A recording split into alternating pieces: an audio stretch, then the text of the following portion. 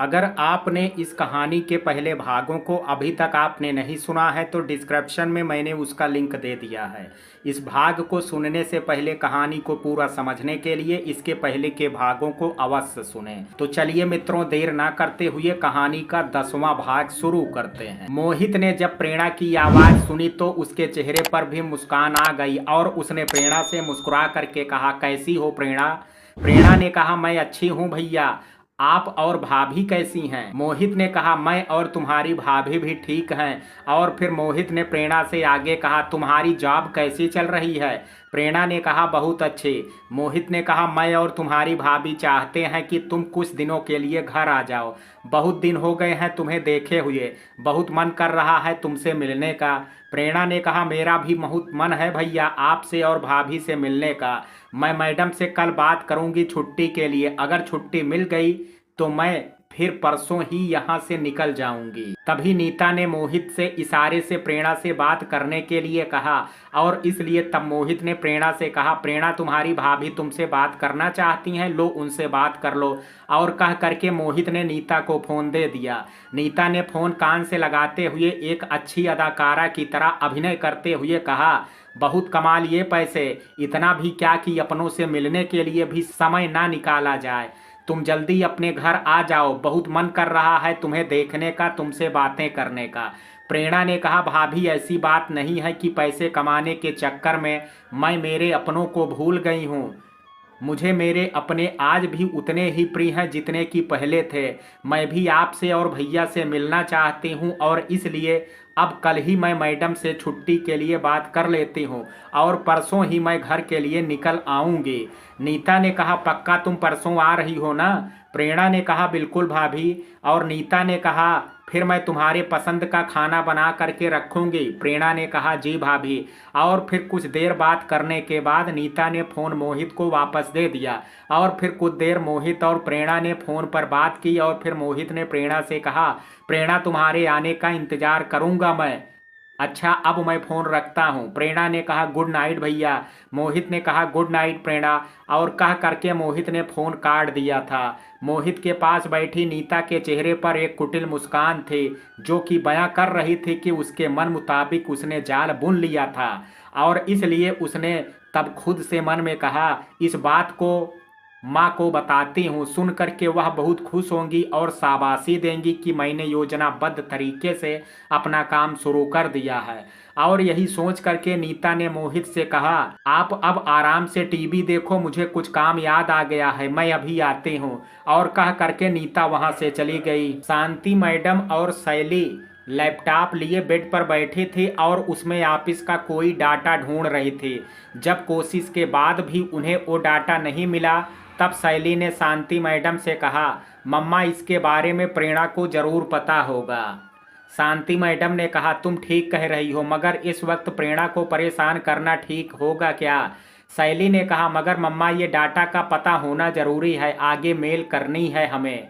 शांति madam ने कुछ सोचा और फिर कहा, ठीक है, फिर मैं फ़ोन करती हूँ। और कह करके शांति मैडम ने प्रेरणा का नंबर डायल कर दिया। प्रेरणा अभी लेटी हुई थी और फ़ोन पर ही कुछ देख रही थी, लेकिन जब उसने शांति मैडम का नंबर देखा तब उसने बिना देर किए फ़ोन पिक कर लिया।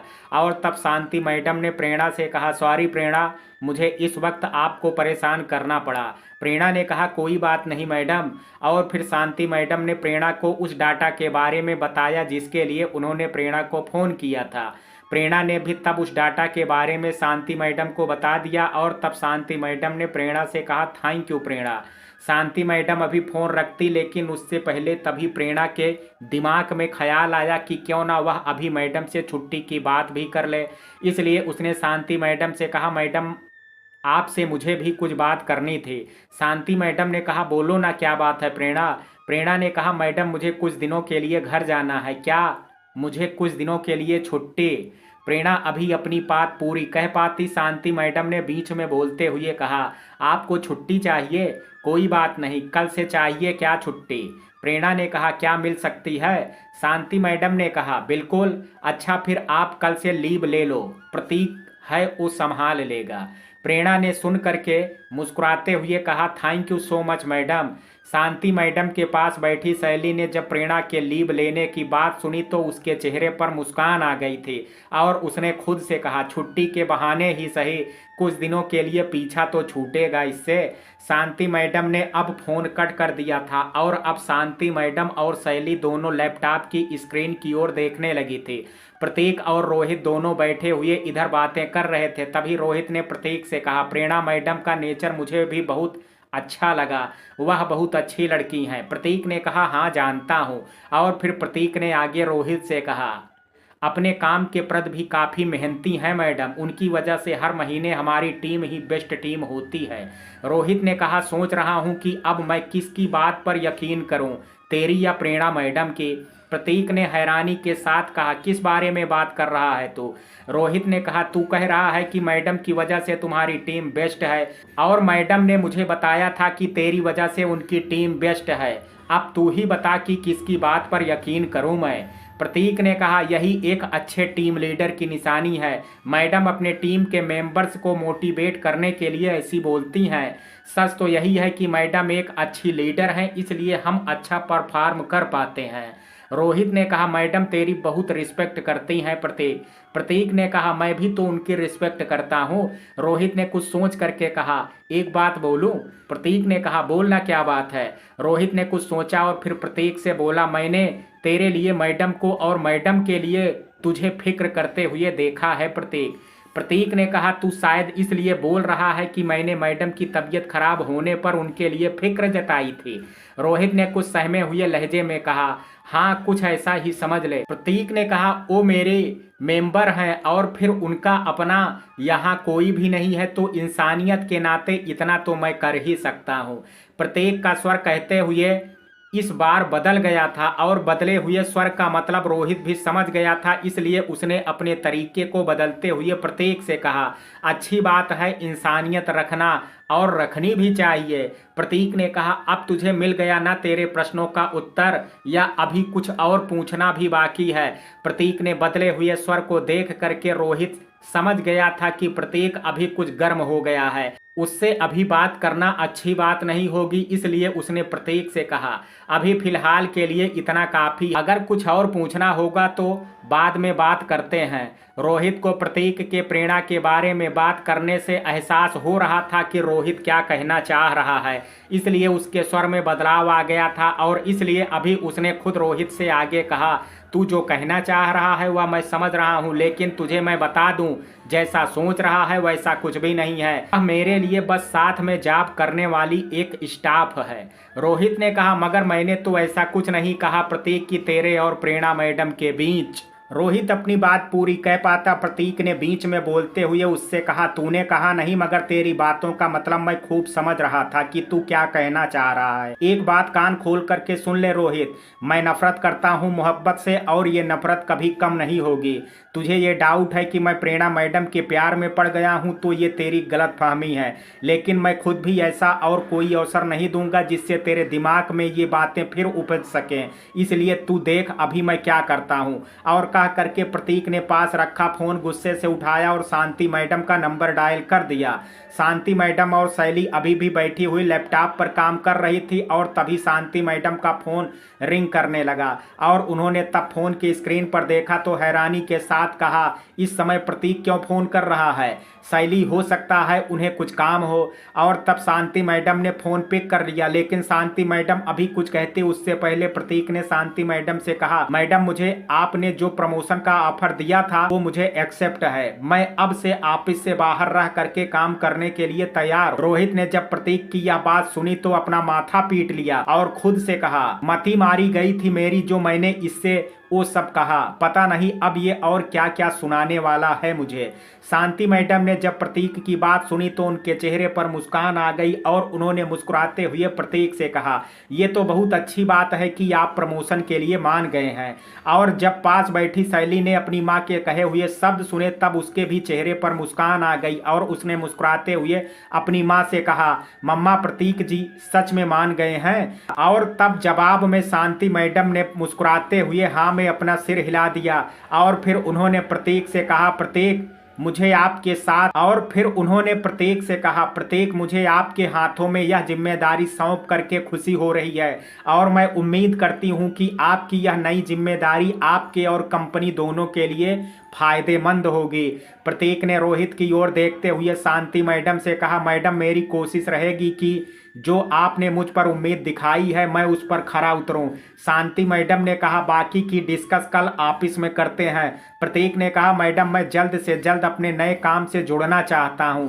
शांति मैडम ने कहा, और मैं भी यही चाहती हूं प्रतीक कि आप जल्द से जल्द अपनी नई जिम्मेदारी संभालें। और फिर शांति मैडम ने प्रतीक से आगे कहा, अच्छा प्रतीक फिर कल ऑफिस में बात करते हैं। प्रतीक ने कहा, ओके मैडम, गुड नाइट। शांति मैडम ने कहा, गुड नाइट प्रतीक। और फिर प्रतीक ने फोन कट कर दिया और उसने रोहित की ओर देखते हुए कहा, नफरत है मुझे मोहब्बत से। प्रतीक ने कहा और वह फिर उठ करके वहां से चला गया और रोहित उसे जाते हुए देख रहा था। जब प्रतीक का फोन कट गया और शांति मैडम ने फोन कान से हटाया तब शैली ने उत्सुकता से पूछा, मम्मा ये बहुत खुशी की बात है कि प्रतीक जी ने हाँ कर दी। मैं तो सोच रही थी कि वो मानेंगे नहीं। शांति मैडम ने कहा, जितना प्रतीक को मैं अब तक समझ पाई हूँ उस हिसाब से तो मुझे भी यही लग रहा था कि प्रतीक मानेगा नहीं, मगर अब जब वह मान भी गया है तो हैरानी तो है मुझे, मगर खुशी इस बात की है कि वो जिम्मेदारी प्रतीक को मैंने दी है। यह निर्णय बिल्कुल सही है क्योंकि मुझे प्रतीक की काबिलियत पर बिल्कुल भी संदेह नहीं है। शैली ने बात तो सही कहा मम्मा की, प्रतीक जी के अंदर काबिलियत तो बहुत है, इसमें तो कोई दो राय नहीं है। शैली ने आगे अपनी माँ से कहा, फिर कल से ही प्रतीक जी को उनके नए काम की जिम्मेदारी सौंप देते हैं। शांति मैडम ने कहा, और मैं भी खुद यही चाहती हूँ। लेकिन तभी शैली को याद आया कि अभी कुछ देर पहले तो उसकी माँ ने प्रेरणा को लीव दी है और इसलिए उसने अपनी माँ से कहा, मगर मम्मा यह मुमकिन कैसे होगा? शांति मैडम ने हैरानी के साथ कहा, क्या कैसे मुमकिन होगा? शैली ने कहा, आपने तो कल से प्रेरणा को लीव दे दी है और अगर प्रतीक जी भी प्रेरणा की टीम से कल हट जाएंगे तो प्रेरणा की टीम का काम संभालना मुश्किल हो जाएगा। शांति मैडम ने कहा, यह बात तो मेरे दिमाग से निकल ही गई थी। और फिर शांति मैडम ने कुछ सोचते हुए कहा, और अब अगर प्रेरणा को छुट्टी देने के बाद उसे मना करूं तो उसे भी अच्छा नहीं लगेगा। अभी शैली के दिमाग में कुछ खुरापाती सोच उपज हुई और उसने अपनी माँ से कहा, प्रेरणा को छुट्टी पर जाने देते हैं, तब तक प्रतीक जी को उसी डिपार्टमेंट का हिस्सा रहने देते हैं। जब प्रेरणा वापस आ जाएगी तब फिर प्रतीक जी को नई जिम्मेदारी सौंप देंगे। यह बात शैली ने अपनी माँ के सामने इसलिए रखी थी क्योंकि उसे पता था कि जब प्रेरणा ऑफिस में रहेगी ही नहीं तो फिर उसे कोई परेशानी होगी ही नहीं, क्योंकि वह तो यही चाहती थी कि प्रेरणा और प्रतीक का आमना सामना कम हो और उसकी योजना भी तो यही थी। और इसी योजना के अंतर्गत उसने प्रतीक का प्रमोशन के तौर पर फील्ड का काम अपनी माँ से कह करके दिलवाया था। शांति मैडम ने शैली की बात का जवाब देते हुए कहा, यही सही भी रहेगा, ऐसा ही करते हैं। प्रेरणा के आने के बाद ही प्रतीक को नई जिम्मेदारी देंगे। प्रेरणा को जब छुट्टी मिली तो उसने ये बात अपने भाई को फोन करके बता दी और कहा कि वह कल ही बेंगलुरु से निकल रही है। और फिर उसके बाद उसने इस बात को अपनी सहेली ललिता को बताने के लिए फोन मिला दिया। ललिता उस समय अपने होने वाले पति अंबर से बात कर रही थी, लेकिन जब उसने प्रेरणा का नंबर आता हुआ देखा तब उसने अंबर से कहा, प्रेरणा का फोन आ रहा है, मैं आपसे कल बात करती हूँ। और फिर ललिता ने अंबर को गुड नाइट कहा और फोन काट दिया। ललिता का नंबर बिजी देख करके प्रेरणा ने फोन कट कर दिया था, लेकिन फोन कट करने के बाद ललिता का फोन आ गया था और तब प्रेरणा ने मुस्कुराते हुए तुरंत फोन उठा लिया और ललिता से मुस्कुरा करके कहा, लगता है दो प्रेमियों को डिस्टर्ब कर दिया मैंने। ललिता ने कहा, हाँ उन्हीं से बात कर रही थी, लेकिन डिस्टर्ब वाली कोई बात नहीं है, उनकी वजह से क्या अपनी सहेली से बात भी नहीं करूंगी मैं। प्रेरणा ने कहा, अच्छा लगा सुन करके। और फिर प्रेरणा ने ललिता से आगे कहा, तुझे एक खुशखबरी सुनानी थी। ललिता ने उत्सुकता से पूछा, जल्दी बताना क्या खुशखबरी है। ललिता की बात का जवाब देते हुए प्रेरणा ने ललिता से कहा, कल मैं अपने घर आ रही हूँ। ललिता ने दोहराते हुए कहा, घर आ रही है? और फिर ललिता ने मुस्कुराते हुए प्रेरणा से आगे कहा, क्या कहा तूने, तू कल घर आ रही है? प्रेरणा ने मुस्कुराते हुए कहा, हाँ कल मैं अपने घर आ रही हूँ। ललिता ने भावुक होकर के कहा, तू बस जल्दी से आ जा, बहुत मन कर रहा है तुझसे मिलने का। प्रेरणा ने कहा मैं भी तुझसे मिल करके बहुत सारी बातें करना चाहती हूँ। ललिता ने कहा और मैं भी। और फिर ललिता ने कुछ सोच करके प्रेरणा से आगे कहा तू अगर यहाँ आएगी तो फिर अकेले प्रतीक सर को ही तेरे हिस्से का काम भी संभालना पड़ेगा ना। प्रेरणा ने कहा हाँ वही संभालेंगे। ललिता ने प्रेरणा को छेड़ते हुए कहा बेचारे सर कितना काम करना पड़ेगा उन्हें। और कहते हुए ललिता मुस्कुरा भी रही थी और प्रेरणा भी समझ रही थी कि ललिता उसे छेड़ रही है, इसलिए उसने ललिता से कहा मैं सब समझ रही हूँ कि तू क्यों कह रही है, और जब तूने पूछा ही है तो मैं तुझे बता दूं कि हम दोनों एक दूसरे का काम संभालते हैं और प्रतीक सर मुझसे भी ज़्यादा टैलेंटेड हैं, वो सब मैनेज करना जानते हैं। ललिता ने कहा क्या बात है, अपने प्रतीक सर को तो कुछ ज़्यादा ही नहीं जानने लगी है। प्रेरणा ने कहा जब साथ में काम करते हैं तो एक दूसरे को समझ ही जाते हैं। ललिता ने मुस्कुराते हुए कहा वो सब तो समझ रही हूँ मैं। और फिर ललिता ने प्रेरणा से आगे कहा और बता तुम दोनों का रिश्ता कुछ बढ़ा आगे। प्रेरणा ने कहा मुझे क्या पता। ललिता ने कहा अजीब बात है, तू प्रतीक सर को पसंद करती है, उनसे प्यार करती है और अपने रिश्ते को ही नहीं पता है तुझे। प्रेरणा ने कहा मुझे अपना लेकिन उनके दिल का हाल मैं क्या जानूं। ललिता ने कहा अजीब है प्रेरणा, तू भी अगर पता नहीं करेगी तो जहां है वहीं खड़ी रहेगी और तेरे सामने तेरे प्रतीक सर को कोई और ले जाएगा। प्रेरणा ने कहा मैंने प्यार में कौन सा डिप्लोमा लिया है यार। ललिता ने कहा तू भी ना बहुत भोली है, ये बता लव का डिप्लोमा कौन करता है यार। प्रेरणा ने कहा मुझे वो सब नहीं पता है, अगर मेरी किस्मत में वो होंगे तो मिल जाएंगे, नहीं होंगे तो सोच लूंगी कि वो मेरे थे ही नहीं। ललिता ने कहा अगर सच में प्रतीक सर को किसी और ने अपना लिया और जब तुझे ये पता लगेगा तो तू सच को इतनी आसानी से स्वीकार कर पाएगी। प्रेरणा के पास इस बात का कोई जवाब नहीं था और वह अभी इस बारे में कुछ और ललिता से कहना भी नहीं चाहते थे, इसलिए उसने ललिता से कहा ललिता रात बहुत हो गई है, मैं अभी फोन रखती हूँ। ललिता ने कहा मगर ललिता कहना तो अभी और भी कुछ प्रेरणा से चाहती थी, लेकिन फिर कुछ सोच करके वह रुक गई और उसने प्रेरणा से आगे कहा अच्छा फिर मिल करके बात करते हैं, गुड नाइट। प्रेरणा ने भी ललिता को गुड नाइट कहा और फोन कट कर दिया। प्रेरणा के फोन कट करने के बाद ललिता ने खुद से कहा प्रेरणा तूने अभी तो कह दिया, लेकिन क्या तू अपने प्रतीक सर के बिना आगे आसानी से बढ़ पाएगी। बहुत तकलीफ होती है प्रेरणा जब वो किसी और का हो जाता है जिसे हमने अपने दिल में जगह दी हो। ललिता को तो अभी प्रेरणा ने टाल दिया, लेकिन उसके खुद के दिमाग में अभी भी ललिता की बातें चल रही थी और तब प्रेरणा ने खुद से कहा मैं प्रतीक सर से बहुत प्यार करती हूँ, फिर वो मुझे छोड़ करके किसी और का हाथ क्यों थामेंगे। और कहते हुए प्रेरणा की आंखें भर आई थी और फिर उसने नम आंखों के साथ खुद से कहा अगर वो मेरे हैं तो कोई भी उन्हें मुझसे जुदा नहीं कर सकता।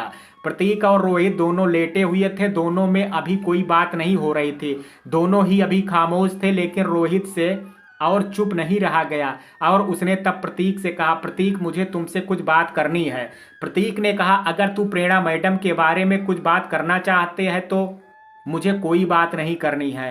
रोहित ने कहा मगर प्रतीक मुझे मैडम के बारे में ही बात करनी है। प्रतीक ने कहा मगर मुझे कोई बात नहीं करनी है, सो जा अब। रोहित ने इस बार कुछ नहीं कहा, लेकिन कुछ देर मौन रहने के बाद उससे और नहीं रहा गया। तब उसने प्रतीक सर से कहा देख प्रतीक, दुनियादारी का मुझे बहुत अधिक तजुर्बा तो नहीं है, लेकिन मैं इतना जरूर कह सकता हूं कि प्रेरणा मैडम। रोहित अपनी बात पूरी करता उससे पहले प्रतीक ने गुस्से से रोहित से कहा अगर तू चाहता है कि मैं यहाँ शांति से सो जाऊं तो प्लीज अब और प्रेरणा मैडम के बारे में मुझसे बात मत करना, नहीं तो मुझे होटल में जा करके रात गुजारनी पड़ेगी। रोहित ने कहा प्लीज तू कहीं मत जा, मैं अभी और कुछ नहीं बोल रहा हूँ प्रेरणा मैडम के बारे में। रोहित ने फिर प्रतीक से आगे कुछ तो नहीं कहा, लेकिन उसने खुद से मन में कहा अपने अतीत की वजह से प्रतीक अपने वर्तमान से क्यों मुंह मोड़ रहा है, जबकि मुझे लगता है कि उसका वर्तमान बाहें फैला करके उसका स्वागत कर रहा है। क्यों अपने अतीत की वजह से वह अपने खूबसूरत वर्तमान और भविष्य को भी बर्बाद कर रहा है। प्रेरणा मैडम बहुत अच्छी हैं और मुझे नहीं लगता है कि उनसे अच्छी लड़की प्रतीक के लिए कोई और हो सकती है। सोचते सोचते रोहित सो गया था, लेकिन प्रतीक की आंख नहीं लग रही थी। प्रतीक के दिमाग में अभी भी रोहित की कही हुई बातें घूम रही थी। वह अभी खुद से ही लड़ रहा था कि तभी उसके कानों में रोहित की आवाज पड़ी प्रेरणा मैडम बहुत अच्छी हैं प्रतीक। प्रतीक ने कहा तू फिर से शुरू हो गया। लेकिन प्रतीक कहते कहते रुक गया, क्योंकि उसे रोहित के कहे हुए शब्द के स्वर से पता लग गया था कि रोहित ने जो भी कहा है वह सब उसने नींद में कहा है, और इसलिए प्रतीक कहते कहते रुक गया। प्रतीक ने फिर सो रहे रोहित की ओर देखा और खुद से मन में कहा, मैं भी जानता हूँ रोहित की प्रेरणा मैडम बहुत अच्छी हैं। प्रतीक की नज़रों में भी प्रेरणा अच्छी थी और यह उसने खुद माना था, लेकिन यह जान करके प्रेरणा से दूर भाग रहा था। प्रतीक उस रात देर तक जागता रहा और खुद से ही जंग लड़ते हुए देर रात के बाद जा करके कहीं उसकी आंख लगी थी। प्रेरणा को अगली सुबह जल्दी ही निकलना था, इसलिए वह जल्दी जाग गई थी और तैयार होकर के उसने साथ ले जाने वाला सामान पैक कर लिया और फिर वह जाने के लिए निकल गई। लेकिन जैसे ही उसने अपने फ्लैट का गेट खोला, उसकी नज़र प्रतीक के फ्लैट के बंद दरवाजे पर पड़ी और उसे महसूस हुआ कि उसके जाने से प्रतीक के फ्लैट का बंद दरवाज़ा जैसे प्रतीक की ओर से मायूसी बयां कर रहा हो। इसलिए उसने तब खुद से मन में कहा, सर आप मुझे याद कर परेशान मत होइएगा, मैं जल्द ही वापस आऊंगी, क्योंकि सच तो यह है कि मुझे भी आपकी बहुत याद आएगी। प्रेरणा फिर उदास मन के साथ अपने फ्लैट से बाहर आई और फिर उसने अपने फ्लैट का दरवाज़ा लॉक किया और वह आगे बढ़ने ही लगी थी, लेकिन वह खुद को रोक नहीं पाई और उसकी नज़रें एक बार फिर से प्रतीक के घर के बंद दरवाजे की ओर चली गई और उसने प्रतीक के गेट की ओर देखते हुए कहा, जाने से पहले एक बार आपसे मिल करके जाना चाहती थी सर, मगर जानती हूँ कि यह अभी मुमकिन नहीं है, लेकिन आपके साथ बिताए हुए पलों की यादें अपने साथ लेकर के जा रही हूँ, बाय, मिस यू सर। और फिर प्रेरणा उदास मन के साथ वहाँ से आगे बढ़ गई। जब प्रतीक सुबह ऑफिस जाने के लिए तैयार हो रहा था, तब रोहित ने प्रतीक से कहा, मैं भी तेरे से ऑफिस चलूं?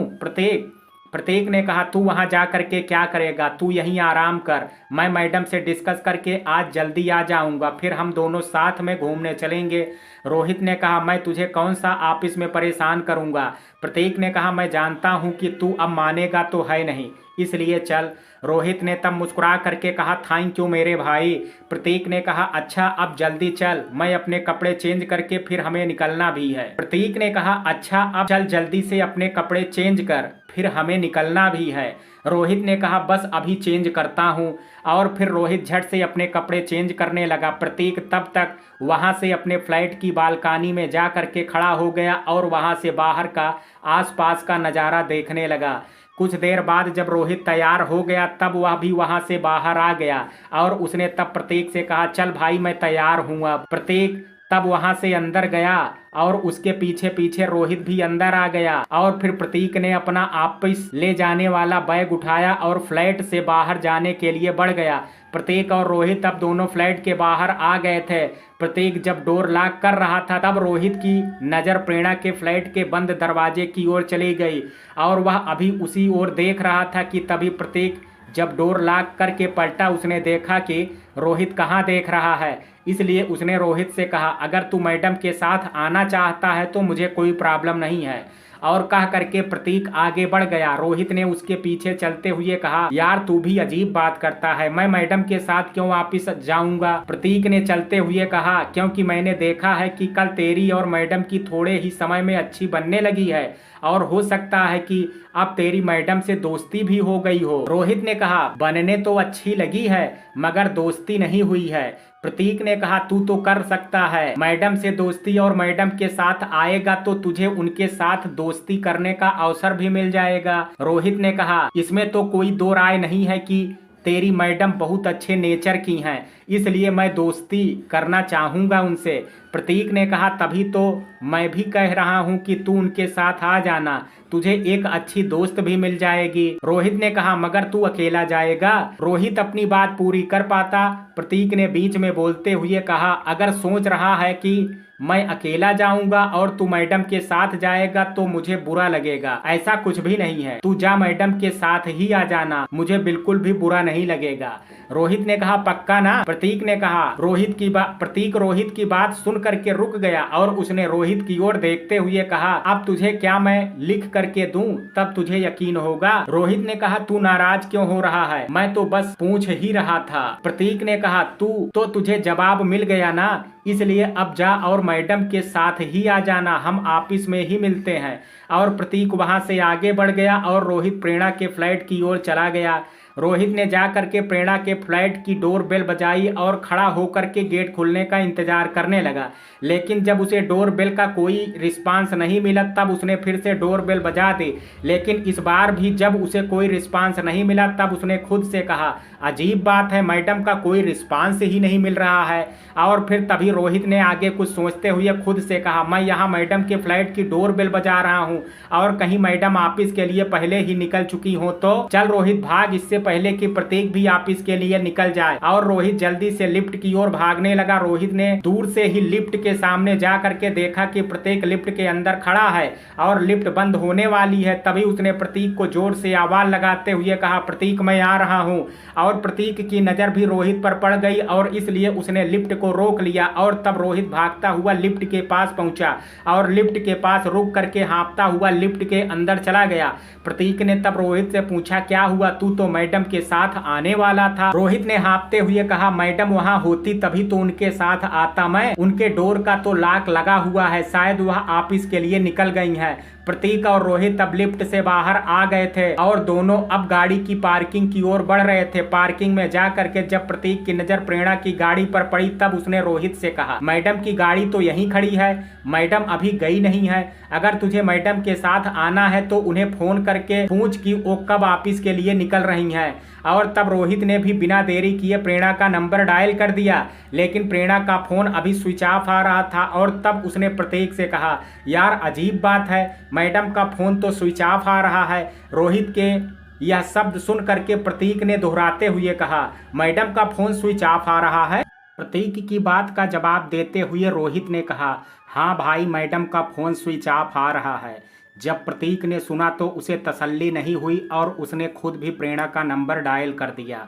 लेकिन जब नंबर डायल करने के बाद उसने सुना कि प्रेरणा का नंबर स्विच ऑफ आ रहा है तब वह कुछ परेशान हो गया। लेकिन फिर उसने रोहित से कहा, हो सकता है शायद सुमित भैया और उनकी फैमिली वापस आ गई हो और प्रेरणा मैडम भी उन्हीं के घर पर हों।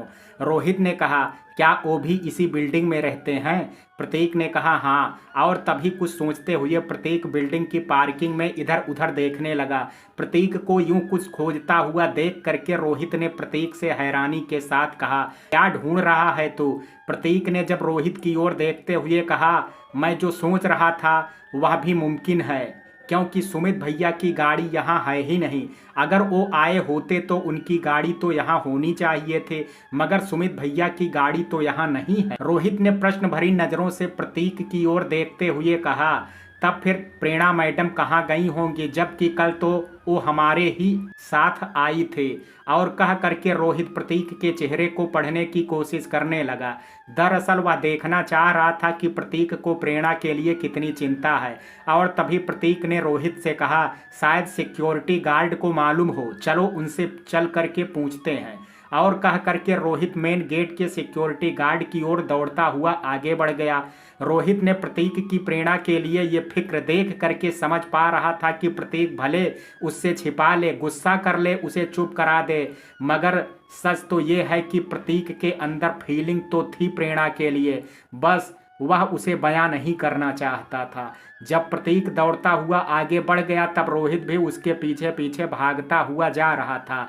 कुछ देर बाद दोनों अब मेन गेट के सिक्योरिटी गार्ड के पास गए थे और प्रतीक ने तब वहां मौजूद सिक्योरिटी गार्ड से पूछा, सर आपने प्रेरणा मैडम को जाते हुए देखा है क्या? सिक्योरिटी गार्ड, अक्सर मैडम लगभग इसी टाइम पर ऑफिस के लिए निकलती हैं, मगर आज अभी तक मैडम निकली नहीं है। प्रतीक ने कहा, आप श्योर हो कि सुबह से मैडम यहाँ से नहीं निकली हैं? सिक्योरिटी गार्ड ने कहा, सर जब से मेरी ड्यूटी स्टार्ट हुई है आज तब से मेरे सामने तो मैडम नहीं गई हैं। अगर मेरे आने से पहले दूसरे सिक्योरिटी गार्ड के सामने से गई हो तो मैं कह नहीं सकता। प्रतीक ने कहा, क्या आपके पास उन सिक्योरिटी गार्ड का नंबर है? क्या आप उनसे फ़ोन करके ये पता कर सकते हैं कि मैडम उनके सामने यहाँ से निकली थी कि या नहीं? सिक्योरिटी गार्ड ने कहा, जी सर मैं फ़ोन करके पता करता हूँ। और कह करके सिक्योरिटी गार्ड ने अपने साथी सिक्योरिटी गार्ड का नंबर डायल कर दिया। लेकिन इत्तेफाक था कि उस सिक्योरिटी गार्ड का भी नंबर स्विच ऑफ आ रहा था। और तब सिक्योरिटी गार्ड ने फ़ोन कान से हटा लिया, लेकिन वह अभी कुछ कह पाता उससे पहले प्रतीक ने उससे पूछा, क्या हुआ? सिक्योरिटी गार्ड ने कहा, सर सिक्योरिटी गार्ड का फोन बंद आ रहा है, शायद बैटरी खत्म हो गई होगी। यह सुन करके प्रेरणा के लिए प्रतीक की फिक्र और भी अधिक बढ़ गई थी और यह फिक्र प्रतीक के चेहरे पर साफ साफ देखी जा सकती थी और उसके चेहरे को देख करके यह पता लग रहा था कि उसे प्रेरणा की कितनी चिंता हो रही थी। उसने तभी कुछ सोचा और फिर वह अंदर की ओर भागता हुआ चला गया और जब प्रतीक को यूं जाते हुए रोहित ने देखा तब वह भी उसके पीछे पीछे दौड़ता हुआ चला गया। प्रतीक दौड़ता हुआ जब लिफ्ट के पास पहुंचा लेकिन लिफ्ट वहां नहीं थी। लिफ्ट आने में अभी टाइम लग रहा था और प्रतीक से इतना सब्र नहीं हुआ और वह दौड़ता हुआ सीढ़ियों की ओर भागा और सीढ़ियों से वह अब ऊपर की ओर जा ही रहा था। जब प्रतीक सीढ़ियां चढ़ रहा था तब उसे वो पल याद आ गए जब वह और प्रेरणा पहली बार इन्हीं सीढ़ियों से ऊपर आए थे और ये याद करके प्रतीक की प्रेरणा के लिए फिक्र और भी अधिक बढ़ गई और उसने अपने कदमों को और तेजी के साथ आगे बढ़ा दिया। प्रतीक अब उस मंजिल पर पहुंच गया था जहां उसका और प्रेरणा का फ्लैट था। वह वहां से आगे भागा और वह अब प्रेरणा के फ्लैट के सामने पहुंच गया था, लेकिन वहां पहुंच करके उसने देखा कि सच में प्रेरणा का गेट लॉक है। तब वह दौड़ता हुआ सुमित के फ्लैट की ओर चला, लेकिन जब उसने वहां जा करके सुमित के फ्लैट का डोर भी लॉक देखा तब उसकी चिंता और अधिक बढ़ गई। उसे अब किसी अनहोनी की फिक्र होने लगी थी और प्रतीक के चेहरे को देख करके रोहित उसके चेहरे के भावों को पढ़ रहा था और इसलिए उसने तब प्रतीक से कहा, प्रतीक हो सकता है मैडम किसी काम से गई हो, तो फिक्र मत कर, वो कुछ देर में वापस आ जाएंगी। प्रतीक ने कहा, मगर उनकी गाड़ी तो यहीं है, अगर वो कहीं जाती तो अपनी गाड़ी तो साथ में ले जाते। रोहित ने कहा, हो सकता है कि वो अपने किसी दोस्त के साथ गई हो, कोई उन्हें यहाँ लेने के लिए आया हो। प्रतीक ने कहा, मैं जानता हूँ उन्हें, उनके यहाँ ज़्यादा दोस्त नहीं हैं। रोहित ने कहा, ज़्यादा नहीं है मगर कुछ तो दोस्त हैं ना उनके, हो सकता है कि उन्हीं कुछ दोस्तों में से किसी के साथ गई हो। और फिर रोहित ने प्रतीक से आगे कहा, और हो सकता है कि वो वहीं से सीधा ऑफिस पहुंच गई हो, इसलिए तू फिक्र मत कर। प्रतीक ने कहा, शायद तू ठीक कह रहा है, हमें ऑफिस के लिए निकलना चाहिए, शायद मैडम ऑफिस में ही हो, हमें मिल जाएं। रोहित ने कहा, चल फिर ऑफिस के लिए निकलते हैं। और तब प्रतीक और रोहित वहां से आगे बढ़ गए। प्रतीक ने बीच बीच में कितनी ही बार प्रेरणा का फोन नंबर ट्राई किया था और अभी भी लिफ्ट से नीचे आने के बाद प्रतीक ने प्रेरणा का नंबर फिर से डायल किया था, मगर अब भी जब प्रेरणा का फोन स्विच ऑफ आया तब प्रतीक के चेहरे पर प्रेरणा के लिए चिंता और अधिक बढ़ गई थी, जो कि उसके चेहरे को देख करके महसूस भी किया जा सकता था। प्रतीक के चेहरे पर प्रेरणा के लिए फिक्र रोहित ने भी देखी थी और उसे लग रहा था कि प्रतीक के अंदर प्रेरणा के लिए कुछ और है और वह बाहर से जताता कुछ और है। प्रतीक और रोहित जब ऑफिस के लिए वहां से इस उम्मीद से निकल गए थे कि शायद प्रेरणा उन्हें वहां मिल जाए। कुछ देर में दोनों ऑफिस के सामने पहुंच गए थे, तभी प्रतीक और रोहित को वहां रितु अपनी मां के साथ दिख गई। प्रतीक ने रितु और मंजू आंटी को देख करके उनके पास गाड़ी रोक दी। रोहित ने जैसे ही रितु को देखा उसे कल वाली घटना याद आ गई और अब जब प्रतीक ने रितु के पास ही अपनी गाड़ी रोक दी थी तब रोहित ने प्रतीक से कहा, भाई क्या कर रहा है, यहाँ गाड़ी क्यों रोक दी? और कह करके रोहित ने तुरंत दूसरी ओर अपना मुंह कर लिया ताकि रितु उसे देख ना ले। प्रतीक अभी रोहित की बात का कोई जवाब दे पाता उससे पहले रितु ने प्रतीक से कहा, गुड मॉर्निंग भैया। जब रोहित ने सुना कि रितु प्रतीक को भैया कह रही है तब उसे सुन करके हैरानी हुई और वह सोचने लगा कि आखिर प्रतीक को रितु ने भैया क्यों कहा, क्या प्रतीक के रिलेटिव यहाँ रहते हैं? प्रतीक ने रितु की बात का जवाब देते हुए कहा, गुड मॉर्निंग रितु, और कैसी हो तुम? रितु ने कहा, मैं ठीक हूँ भैया, और आप कैसे हैं? मंजू आंटी को जिंदगी का तजुर्बा था और वह प्रतीक के चेहरे को देख करके समझ गई थी कि प्रतीक आज कुछ परेशान सा लग रहा है और इसलिए तब उन्होंने प्रतीक से कहा, सर सब खैरियत तो है ना, आप कुछ परेशान लग रहे हैं आज? प्रतीक ने कहा, मैं ठीक हूँ आंटी। तभी प्रतीक ने देखा कि रोहित दूसरी तरफ देख रहा है और उसने तब रोहित से मंजू आंटी और रितु का परिचय कराते हुए कहा, रोहित ये मंजू आंटी हैं, हमारे ऑफिस में ही काम करती हैं और ये उनकी बेटी है रितु और मेरी बहन भी है। रोहित की अब मजबूरी बन गई थी, उसे अब उस ओर देखना ही था। रोहित ने अपना चेहरा पलटा और रितु से नजरें चुराते हुए अभी मंजू आंटी से कहा, नमस्ते आंटी, और तभी रितु ने रोहित की ओर देखते हुए कहा, आप? प्रतीक ने तब रितु की ओर देखते हुए कहा, क्या तुम रोहित को जानती हो रितु? तभी रोहित ने बीच में बोलते हुए कहा, वो हम कल मार्केट में मिले थे। रितु ने प्रतीक से कहा, और भैया इन्होंने आपकी दी हुई गाड़ी को अपनी गाड़ी से टक्कर मार दी थी। रितु ने अपनी बात पूरी कह पाती तभी बीच में बोलते हुए रोहित ने प्रतीक से कहा, लेकिन टक्कर हुई नहीं। और फिर रोहित ने प्रतीक से आगे कहा, और फिर तू वैसे भी जानता है कि मैं कितना अच्छा ड्राइवर हूँ, टक्कर लग ही कैसे सकती थी। और फिर रितु ने रोहित से, तभी मैंने आपको छोड़ भी दिया था, नहीं तो मैं आपसे नई स्कूटी ले लेती। रोहित ने कहा, अगर टक्कर होती तभी तो, लेकिन टक्कर हुई तो नहीं, मुझे अपनी ड्राइविंग पर पूरा भरोसा है रितु जी। सुन करके रितु रोहित को घूरने लगी थी। तभी प्रतीक ने रितु और मंजू आंटी से रोहित का परिचय कराते हुए कहा, मैंने कल आपसे जिस दोस्त का जिक्र किया था ना, ये वही है। इसकी आदत थोड़ा ज़्यादा बोलने की है मगर दिल का अच्छा है। और फिर प्रतीक ने रितु से कहा, इसलिए रितु तुम इसकी बातों का बुरा मत मानना। रितु ने कहा, आप कहते हैं तो मैं मान लेती हूँ भैया। तभी रोहित ने रितु से कहा, नहीं तो आप मुझे गलत समझती। रितु ने कहा, शायद। सुन करके प्रतीक के चेहरे पर मुस्कान आ गई और प्रतीक को मुस्कुराता हुआ देख करके रितु भी मुस्कुराने लगी थी। रोहित ने उदासी भरा चेहरा बनाते हुए कहा, उड़ाओ उड़ाओ, दोनों भाई बहन मिलकर के मेरा मजाक उड़ाओ। प्रतीक ने तभी मुस्कुराते हुए रितु से कहा, इसकी तो आदत है रितु ड्रामा करने की, तुम कॉलेज जाओ नहीं तो लेट हो जाओगी। रितु ने कहा, जी भैया। और फिर प्रतीक ने अपनी गाड़ी वहां से आगे बढ़ा दी। रोहित ने तब प्रतीक से कहा, तुझे नहीं लगता है कि तूने अपनी बहन के सामने मेरी इंसल्ट की है? प्रतीक ने कहा, मैं क्या करूं, तेरी हरकतें ही कुछ ऐसी होती हैं। रोहित ने कहा, अच्छा मेरी हरकतें? और फिर रोहित ने कुछ सोच करके कहा, अच्छा एक बात बता कि तू रितु को अपनी बहन बोल रहा है और उसकी माँ को आंटी, और रितु की माँ तुझे सर बोल रही है, कुछ समझ में नहीं आया मुझे। प्रतीक ने अब गाड़ी पार्किंग में पार्क की और गाड़ी से उतर करके रोहित से कहा, आंटी हमारी ऑफिस में काम करती हैं, पियोन है वो हमारे ऑफिस की, इसलिए वो मुझे सर बोल रही थी। रोहित ने कहा, मुझे पहले तो लगा था कि रितु तेरी कोई रिलेटिव है, लेकिन अब पूरी तरह से समझ में आ गया है कि तूने रितु को अपनी बहन बनाया है और उसे स्कूटी दिलवाई है। किसी गरीब की मदद करना अच्छी बात है प्रतीक, सच में तेरा दिल बहुत बड़ा है। प्रतीक, रितु और उसकी माँ का दिल तुझसे भी बहुत बड़ा है रोहित। गरीब जरूर है वो, लेकिन दिल की बहुत अच्छी है माँ बेटी। जब भी उनके घर जाता हूँ तो लगता है कि अपने परिवार के साथ ही हूँ। और फिर प्रतीक ने रोहित से आगे कहा, अब चल जल्दी से चलते हैं और पता करते हैं कि प्रेरणा मैडम ऑफिस पहुंची या नहीं। रोहित ने कहा, हाँ चलते हैं। और तब दोनों वहां से आगे बढ़ गए। प्रतीक रोहित को सीधा कैंटीन लेकर के पहुंचा और फिर उसने वहां पहुंच करके उससे कहा, ये हमारे ऑफिस की कैंटीन है, यहाँ खाना बहुत अच्छा बनता है, तुझे जो खाना है खा ले, और यहाँ टीवी भी लगा हुआ है, टीवी देख करके तेरा टाइम पास भी हो जाएगा। रोहित ने कहा, तू ये सोच रहा है कि मैं घंटों यहाँ बैठने वाला हूँ? तो यह मुमकिन नहीं हो पाएगा। प्रतीक ने कहा, यार घंटों बैठने के लिए मैं भी कहाँ बोल रहा हूँ, तू कुछ देर यहाँ बैठ और जो खाना है खा, तब तक मैं जा करके मैडम के बारे में पता करता हूँ। रोहित ने कहा, अच्छा ठीक है, अगर मैडम के बारे में पता लग जाए तो मुझे भी बता देना।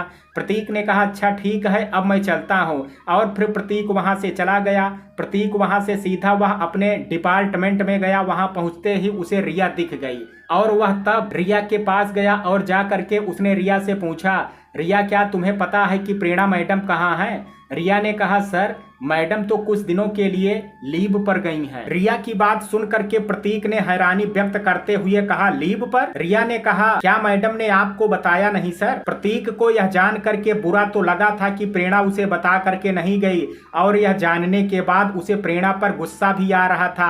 आखिर उसकी गैर मौजूदगी में उसे ही तो जिम्मेदारी संभालनी थी, लेकिन वह नहीं चाहता था कि किसी और स्टाफ के सामने वह प्रेरणा के बारे में कुछ ऐसा बोले जो अनुचित हो। इसलिए उसने कुछ सोच करके रिया से कहा, हो सकता है मैडम को किसी काम की वजह से अर्जेंट जाना पड़ा हो, इसलिए वह बताना भूल गई होंगी। और फिर प्रतीक ने रिया से आगे कहा, रिया मुझे शांति मैडम से कुछ काम है, मैं उनसे मिल करके आता हूं।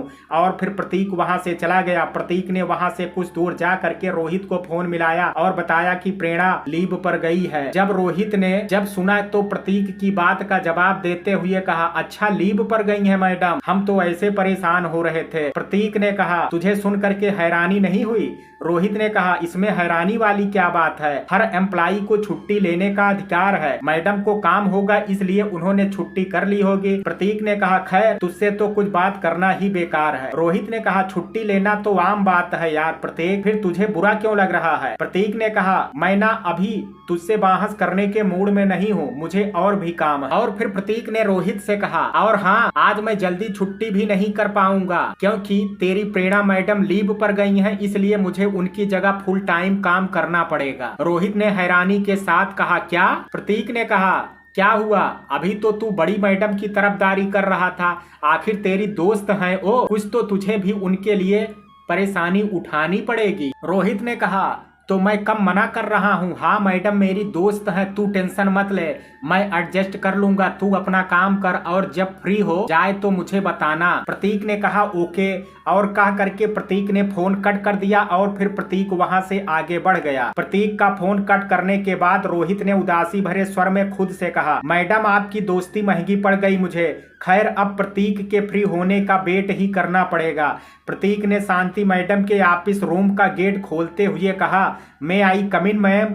शांति मैडम उस समय अपने सिस्टम पर कुछ काम कर रही थी, लेकिन जब उन्होंने प्रतीक की आवाज सुनी तो उसकी ओर देखते हुए मुस्कुरा करके कहा आओ ना प्रतीक, मैं आपका ही वेट कर रहे थे। प्रतीक ने कहा फिर आपने मुझे फोन कर दिया होता मैम, मैं और पहले आ जाता। शांति मैडम ने कहा बैठो, और तब प्रतीक वहां रखी चेयर पर बैठ गया और फिर शांति मैडम ने प्रतीक से कहा आपने कंपनी के लिए जो नई जिम्मेदारी ली है उसके लिए मैं आपकी बहुत आभारी हूँ मिस्टर प्रतीक। प्रतीक ने कहा ये आपका बड़प्पन है मैम, बल्कि आभार तो मुझे व्यक्त करना था जो आपने मुझे इस जिम्मेदारी के काबिल समझा। शांति मैडम ने कहा यही काबिलियत आपको सबसे अलग बनाती है मिस्टर प्रतीक। प्रतीक ने कहा thank you ma'am. Shanti madam ने कहा प्रतीक आप चाहें तो आज से अपने नए काम के साथ जुड़ सकते हैं। प्रतीक ने कहा मगर मैम प्रेरणा मैम लीव पर गई हैं, उनकी अनुपस्थिति में उनकी टीम को कौन संभालेगा। शांति मैडम ने कहा आप उसकी फिक्र मत कीजिए, वो मैं किसी तरह से एडजस्ट कर लूंगी। अगर आप अपने नए काम के साथ आज से जुड़ना चाहते हैं तो जुड़ सकते हैं। प्रतीक भी चाहता था कि वह अपना नया काम ज्वाइन कर ले, मगर प्रेरणा की अनुपस्थिति में वह नहीं चाहता था कि प्रेरणा की टीम के काम में कोई कमी रह जाए। प्रतीक इस बात से नाराज तो था कि प्रेरणा उसे बता करके नहीं गई, मगर इसके बाद भी प्रतीक प्रेरणा की टीम को यूं ही छोड़ नहीं पा रहा था। इसलिए उसने शांति मैडम से कहा मैडम मैं चाहता हूं कि जब तक प्रेरणा मैडम वापस नहीं आ जाती हैं तब तक मैं उनकी टीम का हिस्सा रहूं और प्रेरणा मैडम की अनुपस्थिति में उनकी टीम के साथ उनकी जगह काम करूं। सुनकर के शांति मैडम के चेहरे पर मुस्कान आ गई और फिर उन्होंने प्रतीक से कहा आपने तो मुझे बहुत बड़ी दुविधा से निकाल दिया, चाहती तो मैं भी यही थी, लेकिन आपके साथ कमिटमेंट करने के बाद आपसे बोल नहीं पा रही थी मैं। Thank you so much mister Prateek. और फिर शांति मैडम ने प्रतीक से आगे कहा प्रेरणा के आने के बाद आप अपने नए काम से जुड़ जाएंगे। प्रतीक ने कहा जी मैम। और फिर प्रतीक ने शांति मैडम से आगे कहा मैम अगर आपकी परमिशन हो तो क्या मैं जा सकता हूं, दरअसल एक फाइल कंप्लीट करनी है। शांति मैडम ने कहा बिल्कुल आप जा करके अपना काम देखिए। और फिर प्रतीक वहां से चला गया और जा करके प्रतीक अपने काम में व्यस्त हो गया। प्रेरणा ने जब अपना फोन ऑन किया तो उसने देखा कि प्रतीक के कितने ही फोन आए थे। उसने तब बिना देरी किए प्रतीक का नंबर डायल कर दिया। प्रतीक उस समय सिस्टम पर कुछ काम कर रहा था, तभी उसके फोन की रिंग बजी। प्रतीक ने तब सिस्टम से नजर हटा करके पास रखे अपने फोन की स्क्रीन की ओर देखा। जैसे ही उसने देखा कि प्रेरणा का फोन है, देख करके उसे गुस्सा आ गया। वह अपने गुस्से को जानता था और वह नहीं चाहता था कि वह प्रेरणा को कुछ सुनाए, इसलिए उसने फोन ही पिक नहीं किया। प्रेरणा ने फिर से फोन मिलाया, लेकिन प्रतीक ने इस बार भी फोन पिक नहीं किया। प्रेरणा ने फोन कान से हटाते हुए कहा हो सकता है कि शायद सर बिजी होंगे, मैं बाद में उन्हें फोन करती हूँ। प्रतीक ने जब देखा कि अब फोन नहीं आया प्रेरणा का, तब उसने पास रखा फोन उठा लिया और यह सोच करके फोन मिला दिया कि शायद हो सकता है कि प्रेरणा को उससे कुछ काम हो। प्रेरणा के हाथ में ही अभी फोन था। फोन रिंग करते ही उसने फोन की स्क्रीन की ओर देखा और प्रतीक का नंबर देख करके उसके चेहरे पर मुस्कान आ गई। प्रेरणा ने फिर प्रतीक को फोन पिक किया और कान से लगा करके वह अभी कुछ कहना ही चाहती थी कि तभी दूसरी तरफ से प्रतीक ने कहा जी आपने फोन किया था। प्रेरणा ने कहा आपके मिस्ड कॉल मैंने देखे थे इसलिए फ़ोन किया था। प्रतीक ने कहा मेरी मजबूरी थी मिस्ड कॉल करना, फिक्र हो रही थी आपकी, मगर आपको क्या फर्क पड़ता है, कोई परेशान हो तो होता रहे। प्रेरणा अभी प्रतीक की बात का कोई जवाब देती उससे पहले प्रतीक ने प्रेरणा से आगे कहा आपने जाने से पहले ये भी नहीं सोचा कि आप मुझे एक मैसेज ही छोड़ जाती। प्रेरणा ने कहा सॉरी सर अगर आपको बुरा लगा तो, मगर यकीन मानिए मेरा आपको हर्ट करने का बिल्कुल भी मकसद नहीं था। प्रतीक ने कहा हम एक साथ काम करते हैं और आपको ये भी पता था कि आपकी गैर मौजूदगी में मैं ही टीम हैंडल करूंगा, तब क्या आपकी जिम्मेदारी नहीं बनती थी कि आप मुझे बता करके जाती। प्रेरणा ने कहा वेरी सॉरी सर, मैंने सोचा था कि मैडम आपको बता ही देंगी, मगर मैं नहीं जानती थी कि आपको बुरा लगेगा। प्रतीक ने कहा मुझे आपके जाने या ना जाने से कोई फर्क नहीं पड़ता, बस परेशान इसलिए था क्योंकि कहीं आपका पता नहीं लग रहा था और ऊपर से आपका फ़ोन स्विच ऑफ आ रहा था, इसलिए सोचा कि कहीं आप किसी मुसीबत में ना हो, मगर आपको क्या फ़र्क पड़ता है, आप सीनियर हैं, जो आपको अच्छा लगेगा आप वही कर सकती हैं।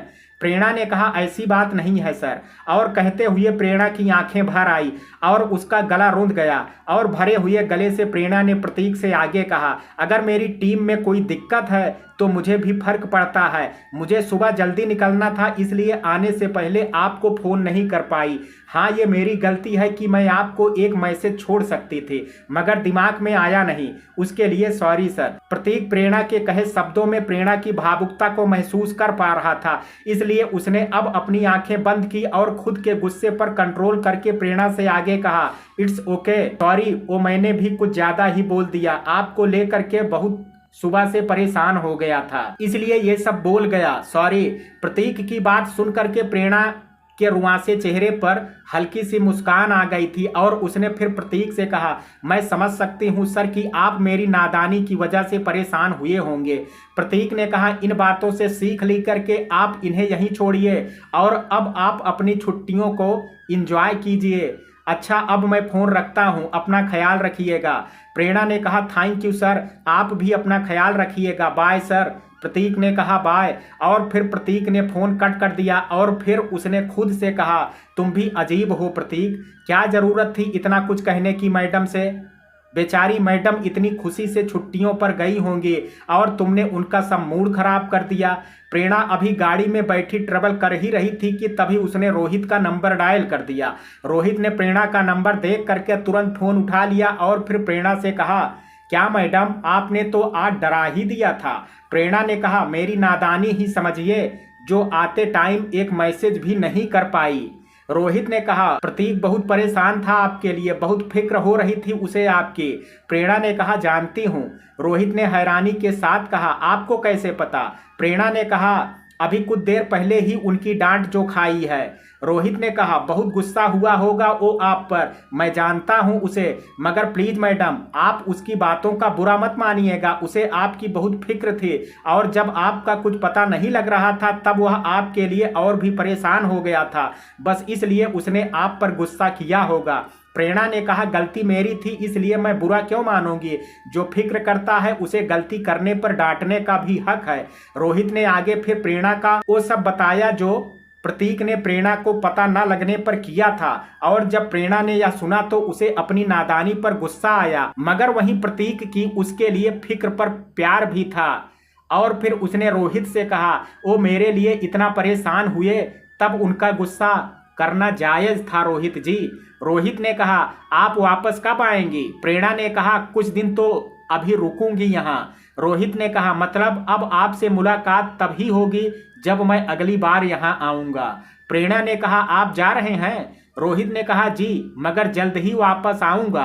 प्रेरणा ने कहा आना ही पड़ेगा, अब यहाँ आपके एक नहीं बल्कि 2 दोस्त जो हैं। और कह करके प्रेरणा के चेहरे पर मुस्कान आ गई और प्रेरणा की बात सुन करके रोहित भी मुस्कुराने लगा था और फिर उसने मुस्कुराते हुए कहा जानता हूँ। और कुछ देर प्रेरणा और रोहित बातें करते रहे और फिर प्रेरणा ने फ़ोन कट कर दिया।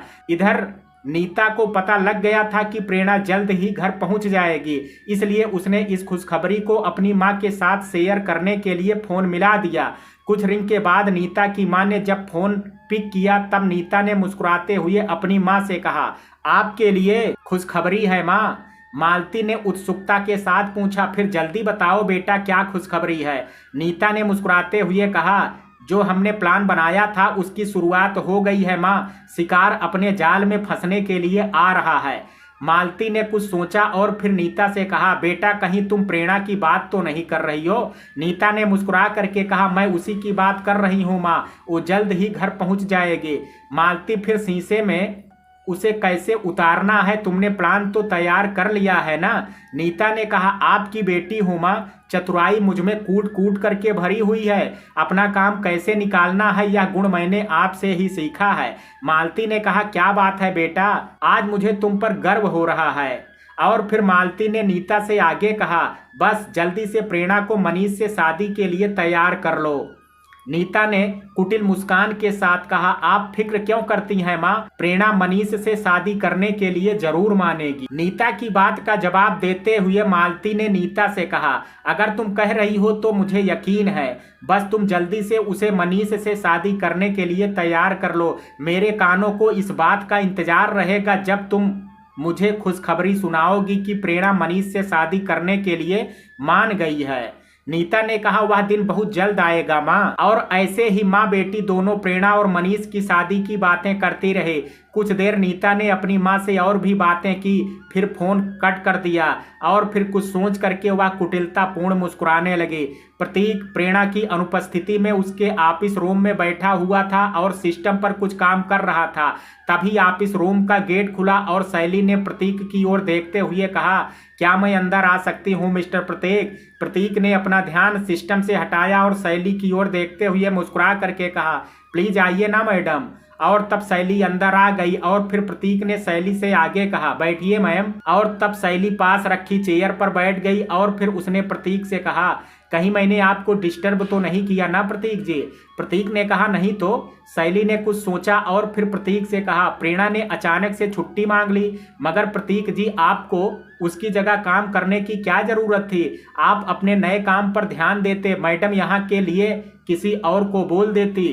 प्रतीक ने कहा, कुछ ही दिनों की तो बात है मैम, प्रेरणा मैडम आ जाएंगी तब वो खुद ब खुद अपना काम संभाल लेंगे और फिर मैं अपना काम इत्मीनान से कर पाऊंगा। शैली ने कहा, मगर मुझे आपको वापस यहाँ देख करके अच्छा नहीं लग रहा है, पता नहीं मुझे कुछ अनुचित क्यों लग रहा है। प्रतीक ने कहा, वो शायद इसलिए क्योंकि आप मुझे अपना समझती हैं और चाहती हैं कि मैं तरक्की करूं, इसलिए आपको मुझे फिर से उसी जगह पर देख करके बुरा लग रहा है। शैली ने कहा, बिल्कुल सही कहा आपने कि मैं आपकी तरक्की चाहती हूं, मगर मुझे पता नहीं क्यों ऐसा लग रहा है कि किसी को आपकी तरक्की से ईर्ष्या भी हो रही है। प्रतीक ने कहा, किसी को मेरी तरक्की से ईर्ष्या हो रही है, मगर मेरी तरक्की से ईर्ष्या होगी किसको? शैली ने कहा, उसी को जिसे आपका आगे बढ़ना पसंद नहीं है। प्रतीक ने कहा, मैं समझा नहीं कि आप किसके बारे में बात कर रही हैं। शैली ने कहा, आप बहुत भोले हैं प्रतीक जी, तभी आप इस बात से अनजान हैं कि यहाँ कौन आपका अपना है और कौन पराया है। प्रतीक ने कहा, मैडम मुझे कुछ कुछ तो समझ आ रहा है, लेकिन मैं गहराई तक नहीं पहुंच पा रहा हूं।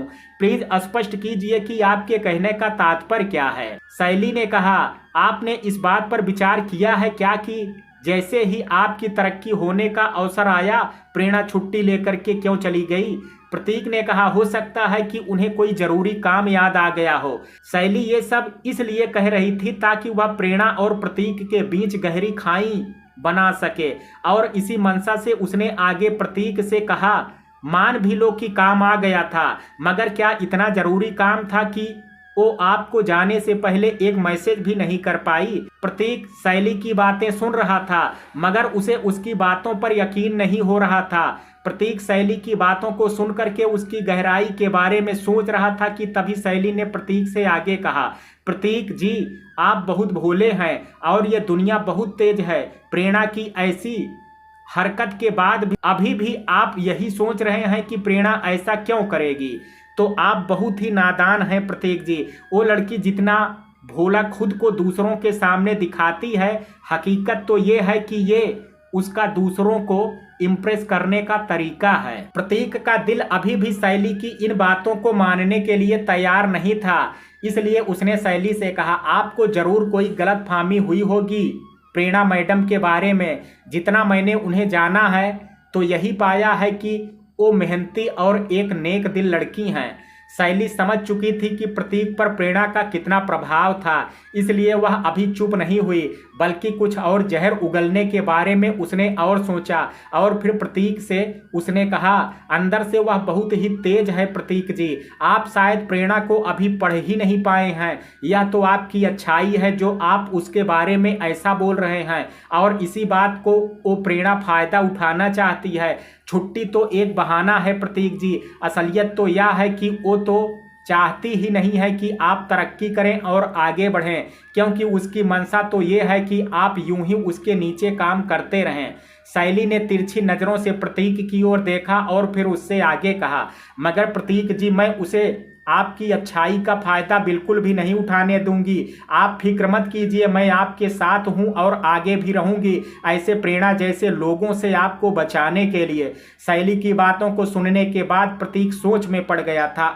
शैली की बातों को सुनने के बाद प्रतीक सोच में पड़ गया था और वह अब इस दुविधा में था कि कहीं शैली जो कह रही है उसमें सच्चाई तो नहीं है। शैली समझ गई थी कि उसकी कही बातों का असर प्रतीक पर कुछ तो हो रहा है, इसलिए उसने प्रतीक से मासूमियत का नाटक करते हुए आगे कहा, प्रतीक जी, अगर आपको लगता है कि मैं प्रेरणा के बारे में यूं ही बोल रही हूं और आपको मेरी बातें सुनने के बाद प्रेरणा के लिए बुरा लग रहा है तो सॉरी, मैं उसके बारे में। शैली अपनी बात पूरी कह पाती उससे पहले प्रतीक ने बीच में बोलते हुए कहा, प्लीज आप सॉरी मत बोलिए मैडम, आप मुझे अपना समझती हैं तभी तो आपने ये सब कहा, नहीं तो आपको मुझे ये सब बताने की जरूरत ही क्या थी। प्रतीक ने आगे शैली से कहा, थैंक यू मुझे ये सब बताने के लिए।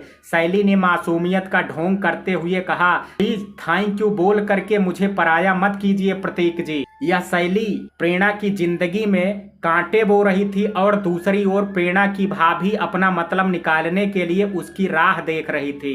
वो नीता को प्रेरणा सुहाती नहीं थी। आज उसी ने प्रेरणा की पसंद का सारा खाना बनाया था और उसके आने का बेसब्री से इंतजार कर रही थी। आज जब नीता के पति ने नीता को यूं प्रेरणा के लिए फिक्रमंद देखा तो उसे भी अच्छा लग रहा था।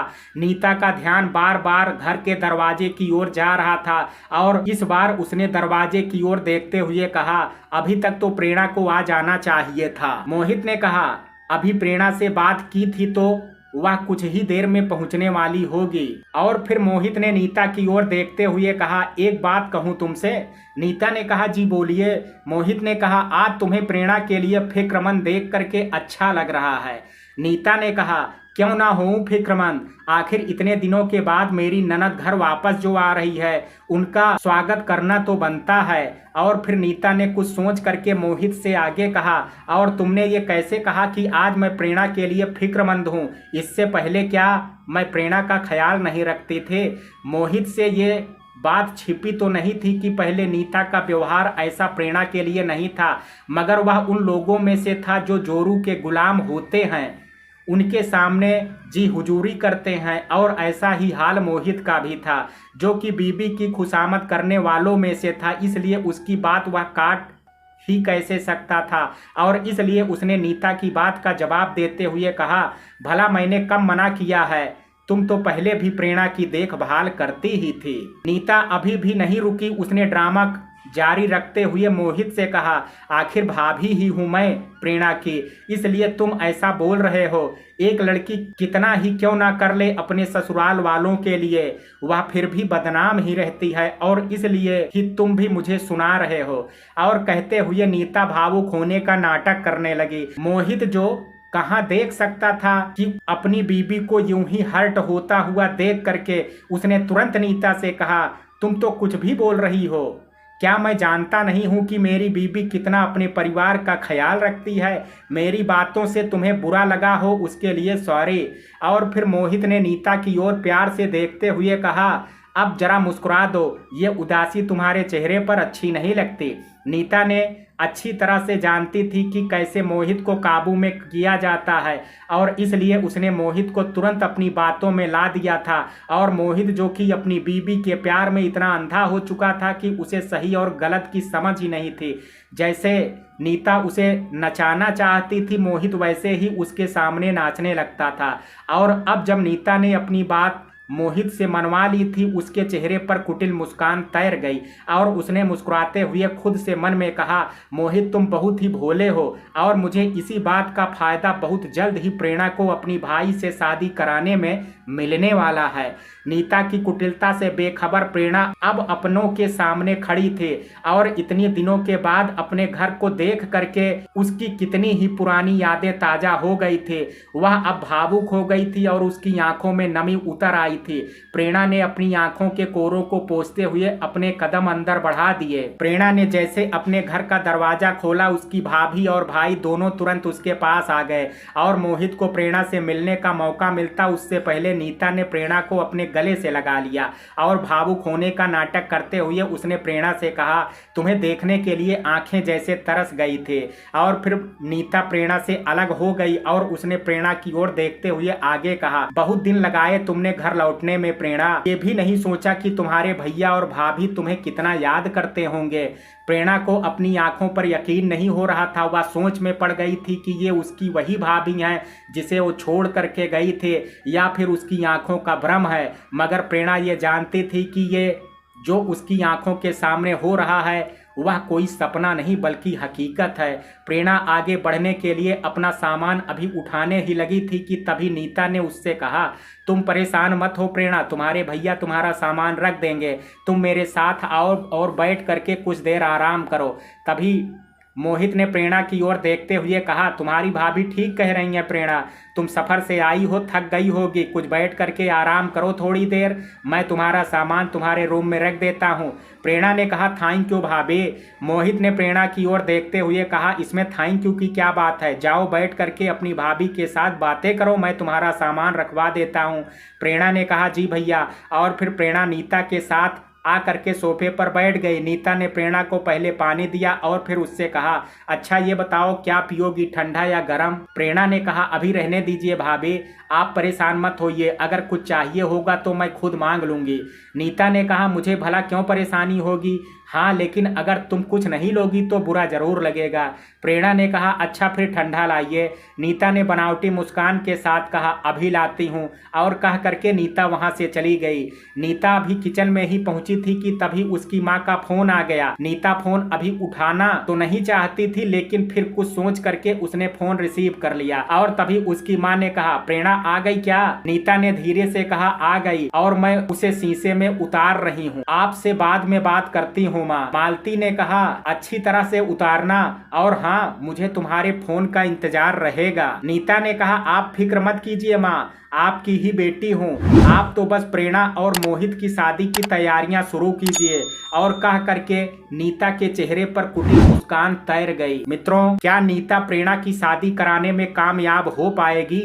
जानने के लिए कल सुनिए कहानी का 11वां भाग। कहानी का ये भाग आपको कैसा लगा, आप अपनी राय मुझे कमेंट बॉक्स में जरूर दीजिएगा। वीडियो पसंद आया हो तो वीडियो को लाइक शेयर, अगर चैनल पर पहली बार विजिट कर रहे हैं तो कृपया चैनल को सब्सक्राइब करना ना भूलें। कल मिलते हैं कहानी के शेष भाग के साथ, तब तक के लिए जय हिंद जय भारत।